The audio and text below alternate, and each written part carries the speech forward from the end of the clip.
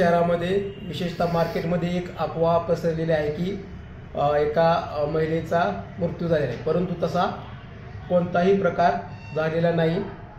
तरी त्या अफवेवर कुणीही विश्वास ठेवू नका।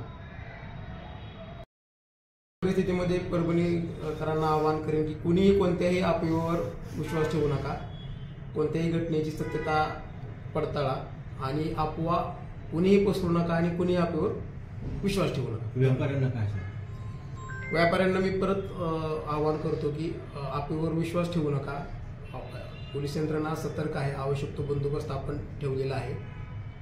बंद करत आहेत दुकान ती अफवा एक पसरली होती, त्या अनुषंगाने हे करतो, परंतु ती अफवाच आहे, तसा कोणताही प्रकार नाही। परिस्थितीमध्ये परभणीकरांना आवाहन करेन की कुणीही कोणत्याही अफवेवर विश्वास ठेवू नका।